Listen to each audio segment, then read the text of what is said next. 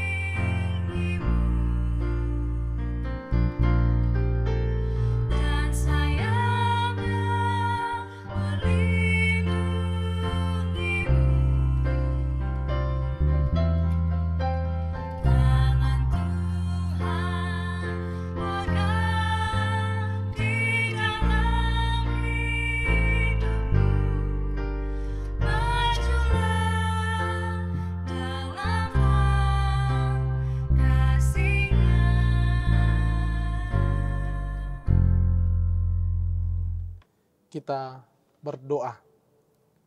Kasih karunia dan damai sejahtera dari Allah Bapa dan dari Tuhan kita Yesus Kristus, itulah yang memelihara hati dan pikiranmu. Amin. Bapak Ibu Saudara-saudari yang terkasih dalam nama Tuhan kita Yesus Kristus, sebelum kita mendengarkan firman Tuhan pada saat ini, saya ingin mengatakan sesuatu hal.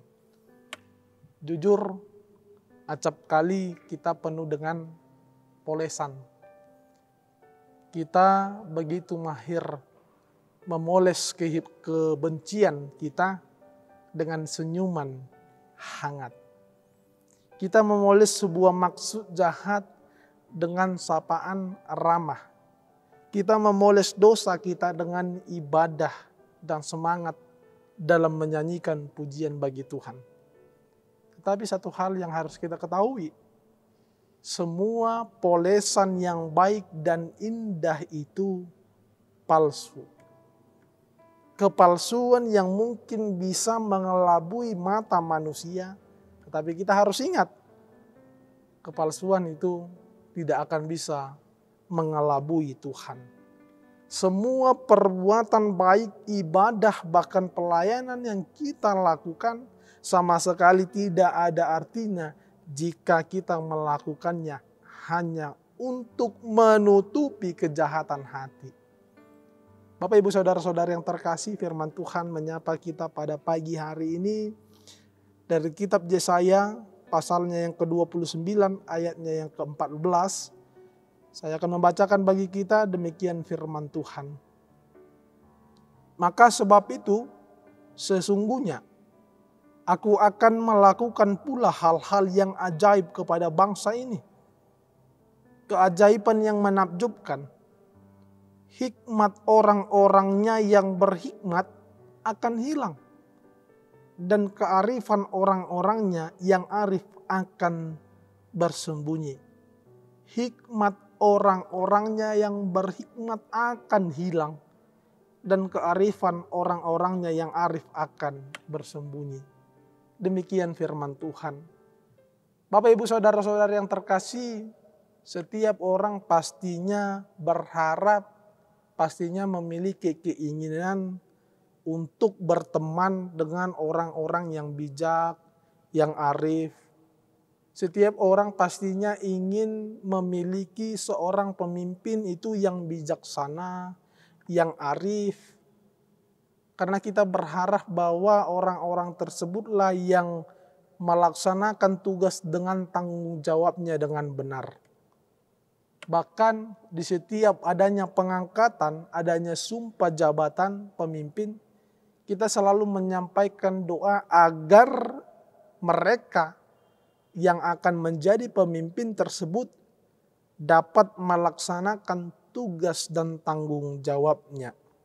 Tetapi Bapak Ibu Saudara-saudari yang terkasih dalam nama Tuhan kita Yesus Kristus, ketika kita melihat nats ini agak berbeda, renungan kita pada saat ini agak berbeda. Bahwa kita bisa melihat Allah secara proaktif akan membuang hikmat orang-orang yang berhikmat dan kearifannya akan tersembunyi. Di dalam bahasa Batak teks ini lebih tajam lagi. Di dalam bahasa Batak dikatakan di baheni idama salim ma'akapa bahenak kutu jolowanon tu bangsoon. Salis situ tuma asahuaguhon habisuhon niakan habisukna. Jalahua bolok rohan niaka parroha sian nasida. Sekarang yang menjadi pertanyaan, apa yang menjadi penyebab Tuhan marah, Tuhan bertindak untuk membuang dan menghilangkan hikmat orang yang berhikmat dan kearifan pemimpin? Sama sebelum saya mengatakan atau menyampaikan khotbah tadi, sebelum saya membaca nats firman Tuhan pada saat ini. Karena apa? Tuhan secara proaktif akan membuang hikmat orang-orang yang berhikmat dan kearifannya. Karena semua itu dilandaskan oleh kemunafikan. Karena pemimpin tidak memimpin dengan tulus. Poin yang pertama yang bisa kita lihat Bapak Ibu Saudara-saudari yang terkasih, kenapa Tuhan ingin membuang hikmat dari orang-orang yang berhikmat dan kearifannya. Yang pertama, mulut mereka memuji Tuhan, namun hati mereka jauh dari Tuhan. Kita bisa melihat di Yesaya 29 ayatnya yang ke-13a. Mulut mereka mengucapkan pujian, mereka menyampaikan doa, dan mengeluarkan banyak kata-kata Tuhan, tapi tindakan mereka jauh dari Tuhan. Poin yang kedua, kita bisa melihat kemunafikan mereka. Ibadah mereka hanyalah sebatas formalitas. Ibadah mereka hanya sebatas mematuhi perintah manusia. Dan kita bisa melihat hal itu di Yesaya 29 ayatnya yang ke-13b. Mereka beribadah karena manusia. Mereka bukan beribadah untuk kepentingan spiritualitas mereka. Mereka beribadah bukan karena dorongan dari hati. Bukan karena sentuhan hendak membangun relasional kepada Tuhan yang baik. Mereka beribadah hanya karena perintah manusia. Mereka beribadah karena takut pada pemimpin. Mereka beribadah agar terlihat dan dibilang orang atau manusia yang beragama. Bapak Ibu Saudara-saudari yang terkasih dalam nama Tuhan kita Yesus Kristus. Dan poin yang ketiga, kemunafikan yang bisa kita lihat. Maksud hati yang tersembunyi dan merasa bangga atas rancangan jahat di dalam hatinya. Dan kita bisa melihat hal tersebut di Yesaya 29 ayat 15. Pada saat ini ada istilah pembunuh berdarah dingin. Senyumannya manis, kata-katanya lembut menusuk makna. Dia bekerja secara soft, lembut di mata orang lain. Namun sesungguhnya tindakannya sadis. Namun sesungguhnya tindakannya brutal. Namun sifatnya sangat kejam. Bahkan segala tindakannya dijamin tidak diketahui oleh orang. Karena apa? Karena rancangannya tersembunyi dengan rapat. Inilah yang ditentang oleh Tuhan Yesus, Tuhan dari sang pemimpin yang dianggap berhikmat, yang dianggap memiliki kearifan, namun menyimpang atau menyimpan kejahatan, menyimpan kepentingannya sendiri. Bapak, Ibu, saudara-saudara yang terkasih dalam nama Tuhan kita Yesus Kristus, pada saat nats ini kita dengar, mungkin kita bisa bertanya kepada diri kita sendiri, apakah ibadah kita sudah dilandaskan oleh keinginan ingin membangun rohani yang benar, membangun spiritualitas yang benar, membangun hubungan relasi yang baik kepada Tuhan. Apakah ibadah kita hanya sebatas formalitas, hanya sebatas perkataan, hanya sebatas karena saya Kristen? Ini yang perlu kita pertanyakan pada saat ini. Banyak dari kita mungkin ada yang beribadah hanya karena kebiasaan saja. Ya sudah, ini hari Minggu waktunya beribadah. Tidak dilandaskan oleh keinginan aku ingin membangun kembali lebih baik lagi relasi dengan Tuhan. Banyak dari kita Bapak Ibu saudara-saudari yang terkasih beribadah hanya ingin mendapat berkat dari Tuhan. Semua itu hanyalah kemunafikan. Bapak Ibu saudara-saudari yang terkasih, ibadah, ucapan syukur itu jangan dilandaskan oleh keinginan-keinginan pribadi kita. Ibadah itu jangan dilandaskan oleh keinginan agar orang melihat bahwa kita ini adalah orang yang sering beribadah. Itu sebabnya Tuhan secara frontal ingin menghilangkan hikmat dari orang-orang berhikmat. Karena di dalam kehidupannya penuh dengan kemunafikan. Di ibadahnya dia terlihat baik, terlihat sangat dekat dengan Tuhan, tetapi isi hatinya jauh daripada Tuhan. Oleh karena itu Bapak Ibu saudara-saudari yang terkasih, hikmat pengetahuan yang ada daripada kita harus didasarkan oleh firman Tuhan. Itulah yang bisa membuat kita hidup dengan hikmat yang benar yang daripada Tuhan. Pada saat ini Bapak Ibu saudara-saudari yang terkasih dalam nama Tuhan Yesus Kristus, hikmat dan kearifan pemimpin yang tidak takut akan Tuhan adalah destruktif, merusak dan dapat membinasakan. Pada saat ini kita bisa melihat melalui firman Tuhan, Tuhan sendiri akan melakukan keajaiban. Jika ada orang yang berusaha membangun ide-ide dan menawarkan gagasan-gagasan secara rasional, mengambil simpatik orang, jangan cepat percaya.